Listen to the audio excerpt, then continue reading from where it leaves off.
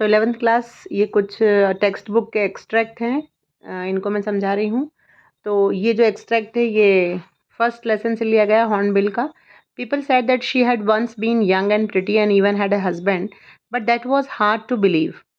लोग कहते हैं कि वो एक बार बहुत यंग थी, बहुत सुंदर थी और उनके एक हस्बैंड भी थे, लेकिन ऑथर को इस बात पर बिलीव नहीं होता है। बिलीव यानी विश्वास नहीं होता है। My grandfather's portrait hung above the mantelpiece in the drawing room. और वो कहते हैं कि मेरे ग्रैंडफादर जो मेरे दादाजी हैं उनका पोर्ट्रेट, पोर्ट्रेट मतलब फोटो, टंगा हुआ है ड्राइंग रूम में। ही वोर बिग टर्बन। उन्होंने क्या पहन रखा है? एक बहुत बड़ा टर्बन, मतलब साफा या पगड़ी कह सकते हैं उसको। And loose fitting cloth. और उनके क्लोथ्स कैसे हैं? लूज फिटिंग है, मतलब फिट क्लोथ्स नहीं है, बहुत ही ढीले ढाले कपड़े पहन रखे हैं उन्होंने। फोटो में देख रहे हैं वो उनको। His long white beard covered the best part of his chest and he looked like 100 years old. और उनकी जो सफ़ेद वाइट लॉन्ग यानी लंबी जो दाढ़ी है, बियर्ड मतलब दाढ़ी, वो उनके चेस्ट तक आ रही है। एंड ही लुक्ड, और वो ऐसा लग रहा है जैसे कि 100 साल के हैं। चलिए इनके क्वेश्चंस देखते हैं। Who is the author of the above extract? इसके जो ऑथर हैं वो खुशवंत सिंह है। इस पे आप टिक लगा लीजिए। Who has been referred as she in the above extract? ऊपर के जो एक्सट्रैक्ट है, अबव मतलब ऊपर जो एक्सट्रैक्ट दिया हुआ है उसमें शी किसको डिपिक्ट कर रहा है, रेफर कर रहा है? तो शी कौन है? उनकी ग्रैंड मदर है, ऑथर की ग्रैंड मदर। तो सी वाला आंसर सही होगा। ना तो वो आंट है, ना सिस्टर है, ना मदर है। वो क्या है? ग्रैंड मदर है। जो शी के बारे में बात हो रही है ना लेसन में, तो वो ग्रैंड मदर है ऑथर की। Third question, which word in the extract means picture of face? तो पोर्ट्रेट, पोर्ट्रेट को सॉरी मेंटल पीस होना चाहिए।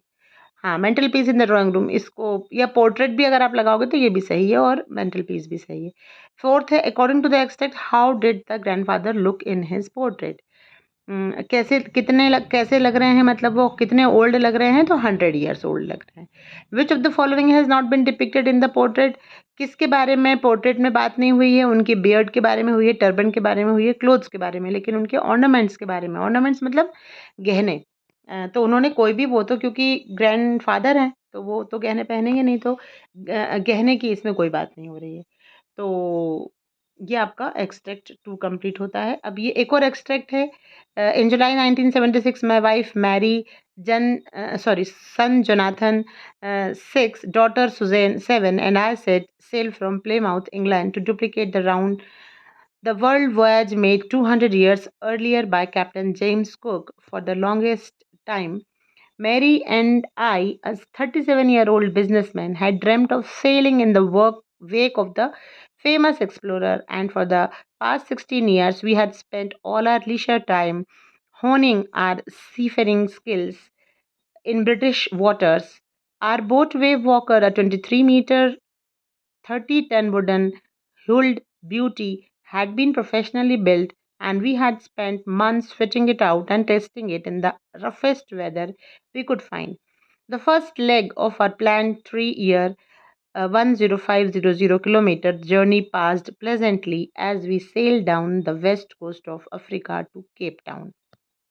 मतलब कि जुलाई 1976 में उनकी वाइफ मैरी, उनका सन जोनाथन जो 6 year old है, डॉटर सुजैन 7 year old है, उन्होंने एक समुद्री यात्रा करने का सोचा, जो कि पहले 200 साल पहले कैप्टन जेम्स कुक ने कर ली थी।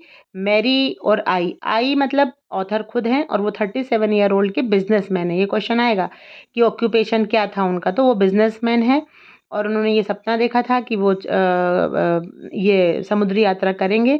उनकी शिप का नाम वेव वॉकर था और वो 23 मीटर लॉन्ग और 30 टन जो उसका वज़न था, बहुत सुंदर थी।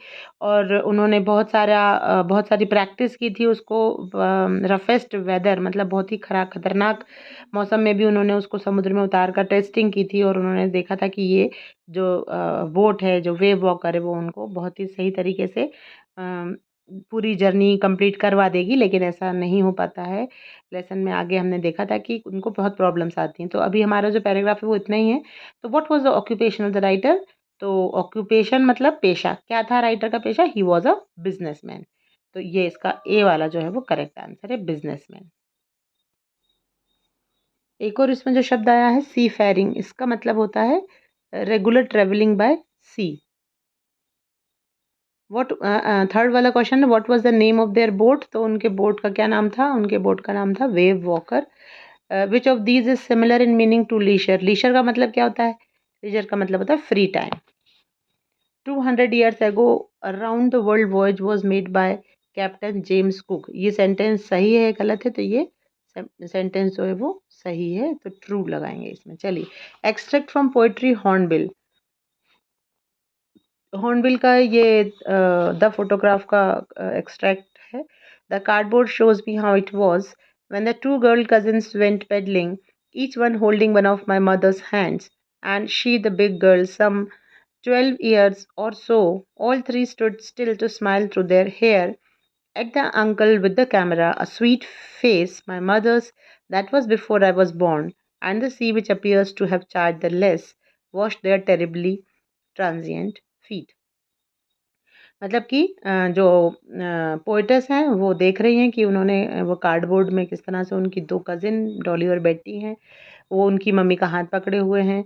उस समय पोएट का बर्थ नहीं हुआ था, अंकल ने उस फ़ोटो को शूट किया है, उस फ़ोटो को कैप्चर किया है, और मदर जो है बहुत ही खुश दिख रही हैं, और इस तरह से ये सारी पोएम है। अब क्वेश्चन करते हैं इसको जल्दी से, what does the cardboard show, cardboard क्या बता रहा है, तो कार्डबोर्ड फोटोग्राफ बता रहा है।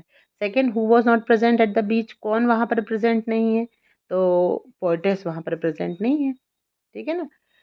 What does transient mean, transient का मतलब होता है कि जो टेम्परेरी है उसको हम ट्रांजिएंट बोलते हैं। Extract two, some 20-30 years later,